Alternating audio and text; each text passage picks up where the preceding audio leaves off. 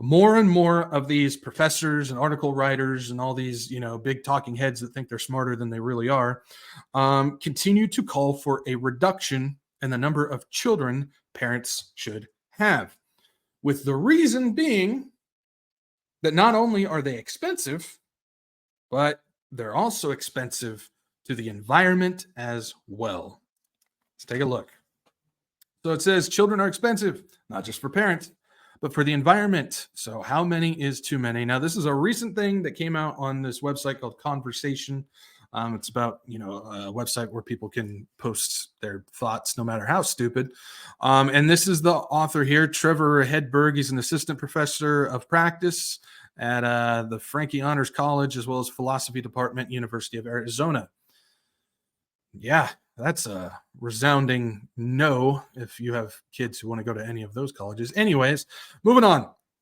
He goes on to say, and this is brutal to read, guys, because this is just ridiculous. He says, people born in the future stand to inherit a planet in the midst of a global ecological crisis. Oh, no. Natural habitats are being decimated. The world is growing hotter, and scientists fear we are experiencing the sixth mass extinction event in Earth's history. Under such circumstances, is it reasonable to bring a child into the world? Wow. My philosophical research deals with environmental and procreative ethics, the ethics of choosing how many children to have or whether we should have them at all. Yeah, he said that. Recently, my work has explored questions where these two fields intersect, such as how climate change should affect decision-making about having a planet or having a family. Having a planet, wow, sorry. Procreation is often viewed as a personal or private choice that should not be scrutinized. However, it is a choice that affects others. See here, this is where we start getting into the community stuff. It takes a village. I'm sure you've heard some. It takes a village to raise a child. I'm sure you've heard that before. But this is where it starts going, oh, no. It's selfish to have kids. If you want them, it doesn't matter. There's other people around you. That's a slippery slope. It says, however, it is a choice that affects others, the parents, the children themselves, and the people who will inhabit the world alongside those children in the future. Thus, I hate it when they say thus. Thus, it is an appropriate topic for moral reflection. I just picture these people whenever they're writing this stuff. Thus, because I'm smarter, no, you're not. Sorry. Okay. So he goes on to say, says, let's start by thinking about why it might be wrong to have a large family. Many people who care about the environment believe they are obligated to try and reduce their impact, driving fuel-efficient vehicles, recycling, and purchasing food locally, for example.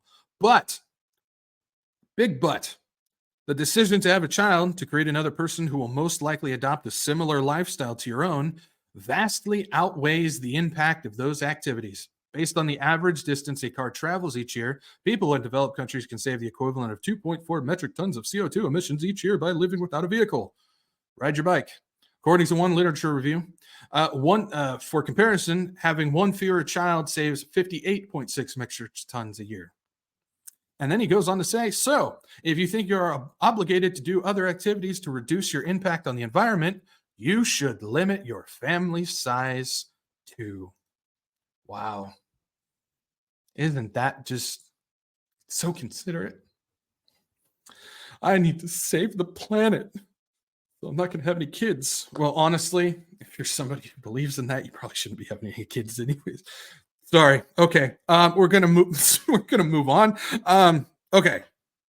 So as ridiculous as that is, and there's a ton of them out there, you can find these articles, and they've been getting written for a while. They're just becoming more popular now. You can find them all over the place. But what I want to do here is I want to look at the connection of of climate, the main agenda point pushing most of this stuff, to showing how it plays a part in the population stuff, specifically the biblical side of things.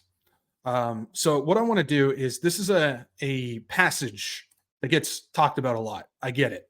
I mean, I've used this a ton too, because this is very telling. It's very important to what we're seeing today.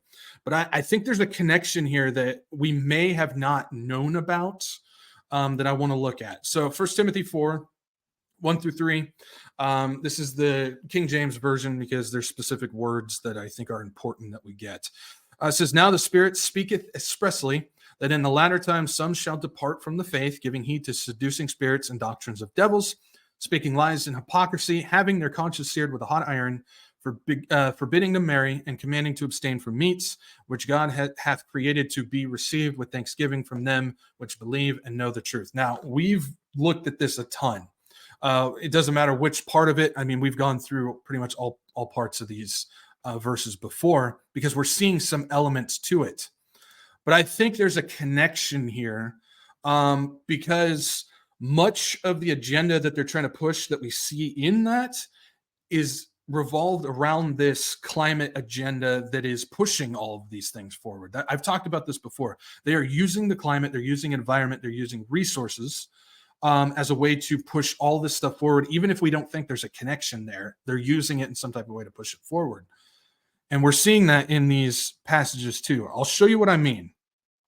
Okay, so first off, now the Spirit speaketh expressly that in the latter times, we're in the latter times, some shall depart from the faith, clearly, giving heed to seducing spirits and doctrines of devils. First things first, it talks about giving heed to seducing spirits. Why am I bringing that up? Because mystery religion is the seductress. She will seduce these people into going along with this agenda. What agenda? This climate agenda that is wrapping everything together for this beast system. So we're getting an indicator here of what's leading it, what's going on.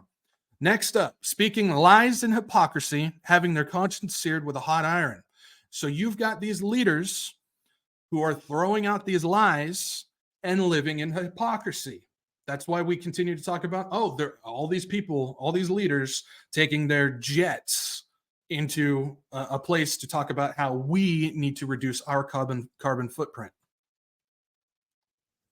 We're seeing it. And clearly their conscience is seared with a hot iron because they don't give a rip. Now, to this child thing, to this family thing, forbidding to marry.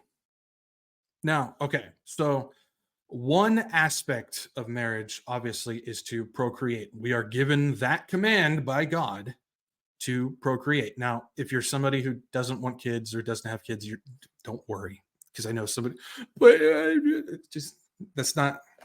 it's not for everybody. It's not. But ultimately, this is taking a part of that away. Now, we're not seeing the marriage aspect yet, but part of it has to do with reproduction. So I would say that does play a part in this. And then obviously commanding to abstain from meats, or if you take it into the original, food fit for human consumption. Obviously we see that as well. So I think there is a major connection here that maybe we didn't see. And again, I'm not a Bible scholar, so I'm not going to sit here and say that's exactly what it is, because I'm just going off of logic, of literal reading and common sense, that type of stuff. And I'm seeing this full connection here of the mystery religion led beast system that is using climate to bring about these exact restrictions upon us. I think there is a connection there, but that's just me. Much of what we see in that passage is seen in the lies of climate and the agenda being pushed with it. And if that is the connection, again, I'm not a Bible scholar, just a dude with the Bible, but if that is the connection, then again, prophecy just continues to bat 1,000. It's unbelievable. Well, it's perfectly believable, but it's amazing. You guys know what I mean. It just continues to just show just how amazing the Word of God is. I don't know how anybody can sit there and go, it's just a book of fairy tales. I don't get it. It's just continued to prove itself right and right again, just over and over and over again. It's unbelievable. It's amazing. It's believable. You know what I mean. I'm not going to correct myself anymore. You guys know what I mean.